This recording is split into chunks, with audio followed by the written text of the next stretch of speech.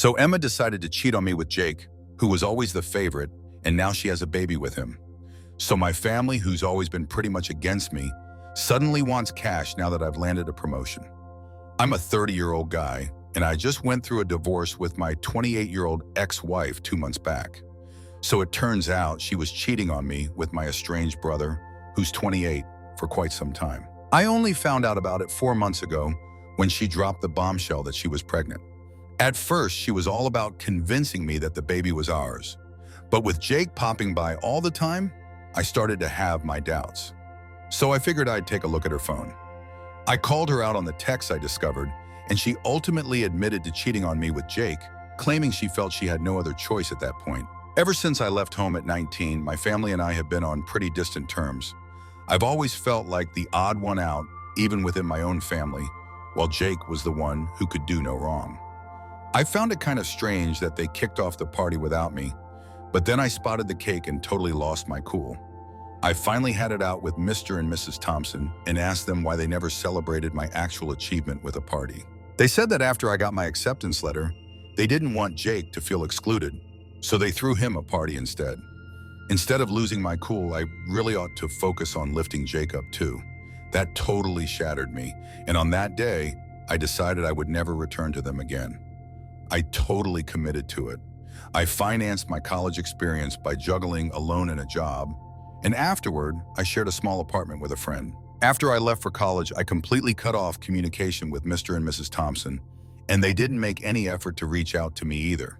It's been a long time since that moment, but last year, Jake hit me up online to see if I was interested in reconnecting with him and our parents because they really seemed to miss me.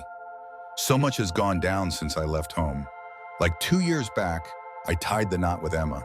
I was living pretty well, but I realized I hadn't really moved past whatever went down with Mr. and Mrs. Thompson, so I eventually decided to meet them.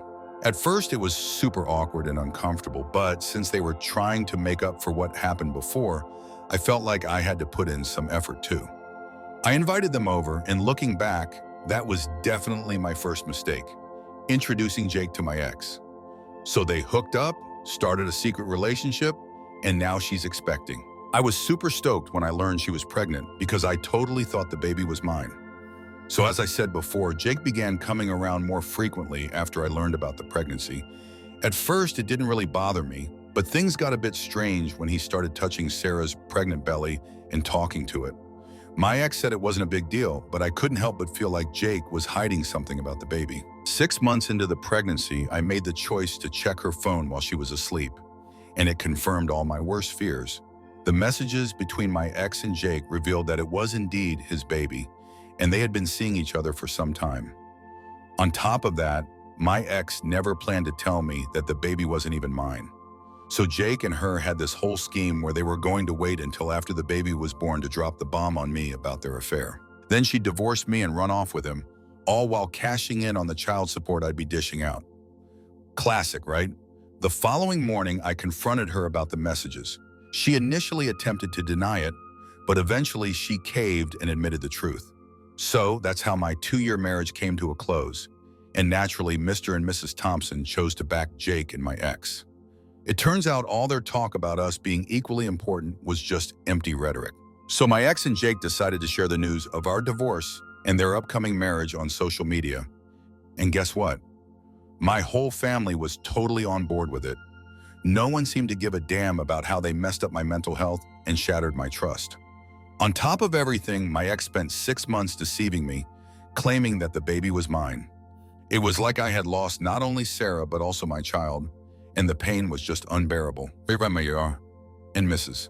Thompson insisted this was for the best, and yet again completely ignored the fact that Jake had done me wrong. Honestly, they said I should just be glad that my ex and brother are finally happy together, and that I should get in on the celebrations. I ended up cutting them out of my life again, and that really complicated my divorce too. Emma ended up with a massive settlement in my car, all because my family sided with her during the divorce since she's now with Jake. She and her lawyer came up with this narrative that I was toxic and controlling, claiming I forced her to quit her job when it was actually her decision.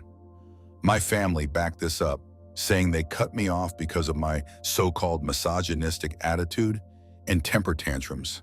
Man, the odds were totally against me, and I ended up losing a ton of cash in the divorce.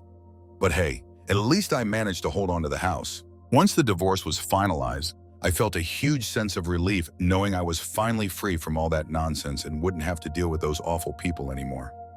Fortunately, there's no waiting period for divorce in my area, and my ex didn't put up a fight, so I managed to get everything finalized quickly and move forward with my life. It was tough to shake off everything, but I threw myself into work and motivated myself to improve, aiming to move past this unpleasant chapter as quickly as possible. That totally paid off because like 2 weeks ago, I scored a promotion, upgraded role, improved pay, and a sweet company ride. It's got it all. I was absolutely thrilled, so I thought, why not indulge in a solo dinner at one of my go-to spots? So I totally messed up by sharing it online, and just a day or two later, Mrs. Thompson reached out and asked me to come over for a visit. I was completely confused about what they could possibly want from me now, especially since we hadn't even talked after the divorce was finalized, and it seemed to back up my ex and her lies. I tried to brush it off for a couple of days, but then she just wouldn't stop calling. Eventually, when all else failed, she decided to show up at my office. She absolutely wouldn't budge and ended up clashing with the receptionist, which was super awkward. I told her I'd swing by in a few days, and that's how I finally got her to agree to leave. A few days later, I finally made the trip to see my family. They decided to use the settlement money to upgrade to a larger home, making space for their newborn, who arrived just over 3 weeks ago. I figured the alimony was covering some bills, but honestly, it didn't impact me much. At this stage, it was just a tiny fraction of my salary, and I could easily manage it. So Jake was out, and my ex was catching some Z's, leaving just Mr. and Mrs. Thompson to chat with me. I wasn't about to engage in any small talk. I just sat there waiting for them to get to the point. After about 5 minutes of awkward silence, Mr. Thompson suddenly dropped the bombshell that Jake had lost his job and that the alimony and settlement just weren't enough anymore. They mentioned they had come across the post about my promotion and were reaching out for some help since they were a bit short on cash at the moment. Mr. and Mrs. Thompson have been retired for ages, Jake is currently unemployed, and my ex definitely isn't planning to return to work anytime soon. The alimony just didn't cut it for a family of 5, especially with a newborn around, and I was well aware of that. Honestly, I couldn't believe they had the nerve to come to me about it after all that went down. I was completely taken aback and just sat there in silence for a solid few minutes, unable to find the words. But eventually I realized I didn't have to engage with any of this nonsense. I just got up and walked out without saying anything. I got to the door, swung it open, and there was Jake just hanging out outside. My folks were urging me to hang back and listen to them, and Jake seemed a bit taken aback to spot me there. I just kept quiet and walked away.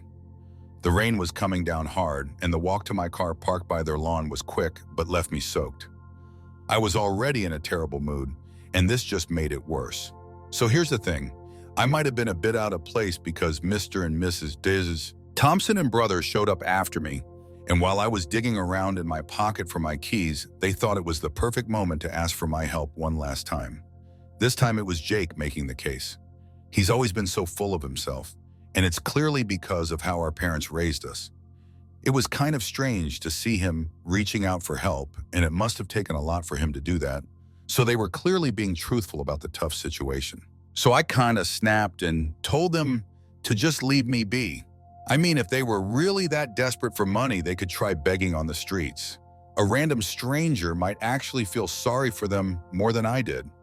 With that in mind, I hopped in my car and took off, leaving them to deal with the rain. I have to admit, it felt really good to finally stand up to my family after all the ways they've treated me poorly over the years. It's been a couple of days since that went down, and honestly, I'm starting to question if I even had it right in the first place. Mrs. Thompson keeps blowing up my phone, and I can't shake this guilt for not being there to help her out. Honestly, I get that I have plenty, and sending a bit of cash isn't going to break the bank. But with everything that's gone down, it really feels like I'm just being taken advantage of, to be real. So am I supposed to just support my family financially after they chose my ex's side in the divorce? Update 1. So I ended up deciding against helping them out. It was a huge moment for me because I felt really guilty about the idea of just leaving them behind. But then it hit me that they had been doing that to me my whole life. Honestly, they were the ones who threw me under the bus during the divorce. So why should I hesitate to return the favor? I told Mrs. Thompson to back off, or I might have to bring in my lawyers, and trust me, that wouldn't turn out well for her. So naturally, that got them all riled up. And a few days ago, Jake came over to chat with me. He mentioned that even though he felt bad about how I was treated throughout my childhood, he couldn't change the fact that he was just naturally superior to me, which is also why he received similar treatment. He mentioned that I need to cut out the weirdness with our parents for acting like any other typical parent would and just lend a hand since they're going through a rough time, rather than clinging to grudges like a kid. I couldn't help but burst out laughing at how completely ridiculous he sounded, spouting off nonsense like that. I told him that instead of trying to belittle me and manipulate me into helping him, he should really focus on finding a job instead of wasting his time like this. That really hit home, I guess. And he began shouting at me, claiming I was just envious of how not only our parents but even Emma favored him over me. He accused me of seeking revenge by withholding financial support from my family.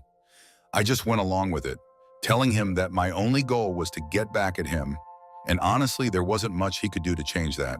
He totally lost it and warned me that he was going to come after me, making it clear that I had to pay up one way or another. He said I'd regret ever talking to him like that. Honestly, I'm not even remotely considering any of that. He can attempt to intimidate me all he wants, but it's simply not going to succeed because I know he's not capable of doing anything to me. I'm totally unfazed. So here's the latest. 3 days back, Jake swung by and really tried to get me on board to help them out, but he didn't manage to sway me. My folks have given it a shot before, and it didn't pan out for them either. This time, my ex reached out to me for a chat. I was hesitant to respond at first, but I figured I might as well go for it. If I didn't, they'd likely come back and waste even more of my time. I had a conversation with her, and it was wild to see just how entitled and cruel some people can be. She began in a really respectful way, acknowledging that, as I was already aware, her family was facing financial difficulties. She understood that I had no obligation to assist them after everything they had put me through, yet she still encouraged me to consider it and rise above the situation. She attempted to pull at my heartstrings by pointing out that Mr. and Mrs. Thompson had covered all my expenses while growing up and that she had really tried her hardest to be a good partner. Honestly, it's wild how Mr. and Mrs. Thompson never really cared about me and always favored Jake. And to top it off, she ended up cheating on me with him, the same brother I used to vent about. So that totally backfired, and I let her know that while I felt terrible about their situation, I was already shelling out a ton of cash on alimony, which she really didn't earn since she cheated. But somehow she got it from me. All while my family had no problem twisting the narrative and painting me as the villain for their own benefit. She began to cry on the phone and accused me of being selfish and heartless, which was honestly quite ironic. Even after I stood my ground, she insisted that Jake was correct and claimed I had forced her hand to involve legal authorities. She threatened to pursue a larger alimony and take me to court just to embarrass me all over again. Honestly, I'd be curious to see how that plays out. The first time I was completely worn out and down in the dumps, so I didn't even think about pushing back or showing them they were mistaken. I finally caved and decided to pay the alimony without even trying to dispute their claims. I was never toxic or controlling or any of the things they accused me of, so she had no justification for cheating on me and definitely didn't deserve a single dollar from the divorce. Honestly, I was so over it at that point. I just wanted to wrap up the divorce, regardless of how it would affect my finances. This time, I'm geared up to stand my ground and ensure my family learns a lesson they'll never forget. Update 3. In a surprising twist, Sarah actually followed through on her promise and filed for a higher alimony amount since I got promoted. This time, I was determined not to let things pass without a fight. I brought all our mutual friends into the loop and shared everything that was going on. I even gave them the backstory since most only knew we had split and were clueless about the actual reasons behind it. Everyone was clearly taken aback, and I made it clear that I would need them to step up and testify against Sarah if it came to that. And they were quick to agree. I mentioned to Mr. Carter that I wanted to completely end the alimony arrangement because she really didn't deserve it at all. I've been collecting all the proof I can find that shows Mr. and Mrs. Thompson and brother are terrible people. They never treated me as an equal, and now they're pestering me for money just because they found out about my promotion. I was done dealing with these gross pests, and I was determined to eliminate them for good. No way was I going to waste time considering their feelings. I was able to get a few of my cousins, who saw how I was treated like an outsider in my own home while growing up, to speak up for me. It was really nice of them to do that, even though we weren't super close or anything. Mr. Carter seemed pretty happy with what we had put together and mentioned that it would be solid enough to potentially put an end to alimony payments. It was already established that she had cheated on me, but the excuses my ex provided, portraying me as the villain and Jake as the hero who saved her, were complete fabrications. Even though I didn't push back last time, I was definitely going to clear things up this time around. I totally did that as well. When I mentioned the video testimonials my friends and some relatives recorded to back me up, my family had absolutely no response. It was clear that everything they had said about me was a total fabrication, and I wasn't the person they tried to paint me as. I think they thought they could get away with it again, just like before, but I wasn't going to let that slide anymore. Honestly, everything they put me through only made me tougher. So yesterday, it was officially confirmed that I won't have to pay my ex any alimony anymore due to some new information that came to light. And honestly, I was probably the happiest guy on the planet when I realized it was finally over. Seeing that smug look completely vanish from my family's face was just so satisfying. It seemed like my ex was on the verge of tears at any moment. Honestly, her tears don't even register with me anymore. I'm just over this entire situation. I was all set to head home, indulge in some delicious takeout, and enjoy a movie. But of course, my family just had to do everything they could to ruin my plans for a little happiness. I was just a few steps from my place when I spotted Jake's car parked right outside. It left me scratching my head, wondering what he was doing there. I walked in and there they were, my family, just hanging out outside my door, totally blocking my way in. I was totally caught off guard and didn't know how to respond, but I chose to play it cool and told them to leave my property or I'd have to call the cops. That's when Mr. Thompson chimed in, saying I should really feel ashamed of myself for what I did today. He started lecturing me about my lack of responsibility towards my family, claiming I had betrayed them by not stepping up when they needed help the most. Once he finished, I just shut down completely, not responding or getting involved in any conversation, and remained there in silence. I really didn't want to let them have the pleasure of getting a reaction from me. I'm pretty sure that was their aim, to push my buttons until I got so worked up that I'd end up doing something impulsive and foolish. Honestly, I'm not clueless, and their last-ditch efforts were clearly not going to improve their situation, something they should have figured out by now. My silence likely just made them angrier, and even though Mrs. Thompson insisted I show Mr. Thompson some respect and communicate, I still chose not to say a word. I noticed them getting increasingly frustrated since they were obviously expecting a massive showdown, but that just wasn't on the agenda. After a bit more shouting, Jake totally lost it and yanked me by the collar. He then tried to swing at me, but Mr. Thompson yanked him back just in time while he shouted that I was nothing but a jealous loser who would never achieve anything. Honestly, it was pretty hilarious, especially considering it came from someone who's jobless, still at home with the folks, and asking his brother for cash to get by. But sure, whatever. I let them know they had to get out, or I'd seriously call the cops, and considering their situation, they might want to make a quick exit in the next 5 minutes. Reluctantly, they left, but not without my mother making one final effort to guilt me into handing over some cash. It just didn't pan out, and in the end, they decided to bounce. It's been nearly a day since that happened, and they haven't reached out to me since. Honestly, I'm really hoping it stays like this now.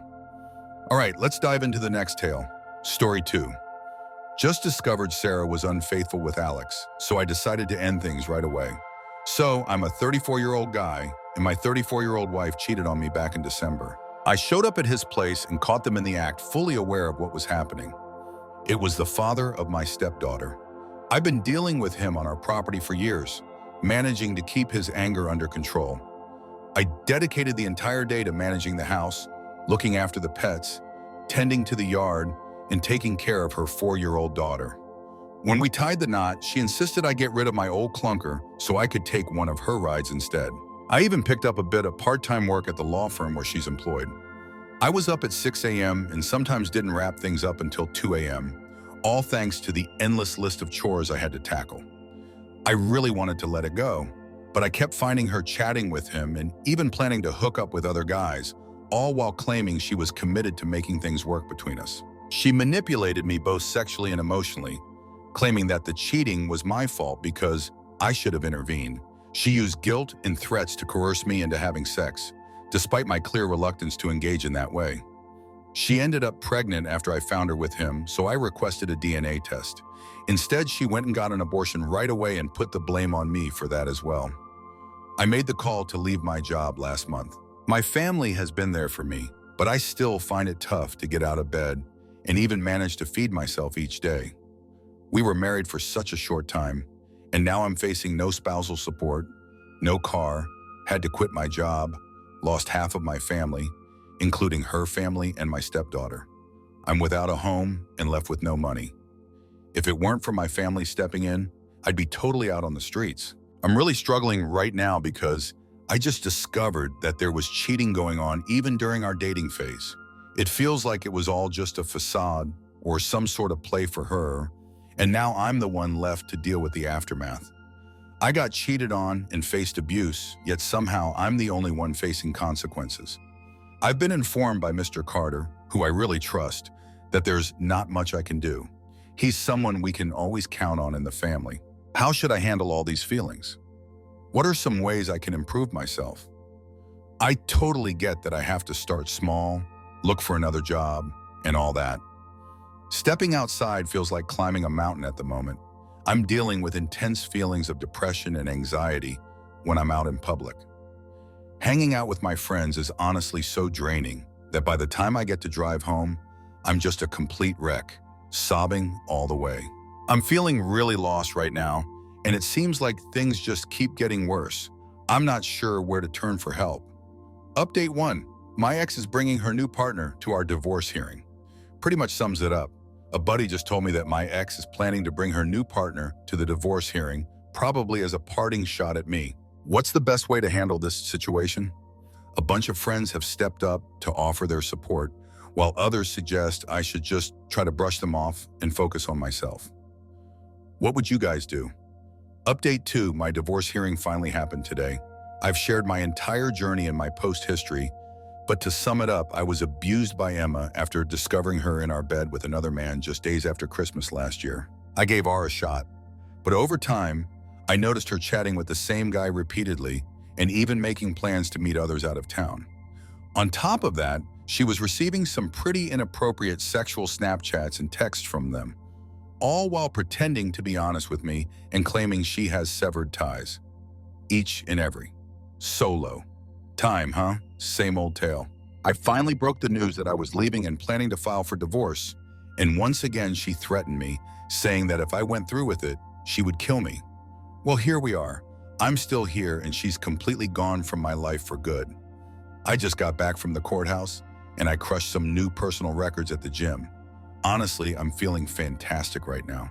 She has no clue about my address. I relocated and she has no idea where I work now. This woman whom I care for deeply and would have sacrificed anything for has taken everything from me. Everything in my life feels like it's on the line. My job, my car, my home, my stepdaughter, my marriage, my mental health, and now possibly my baby. I have a strong feeling it was APS's baby, but she ended it when I requested a DNA test. This whole year has felt like a never-ending nightmare, and throughout it all, she kept pointing fingers at me for leaving and destroying our family. When she showed up this morning, I was already on the phone with Mr. Carter. We just needed to show up and get the papers signed by the judge. I didn't even glance at her, not even when she attempted to give me the mail from the house. I just picked it up and kept moving. I noticed that AP didn't show up with her, which is strange considering she had been telling our mutual friends that he would be coming along.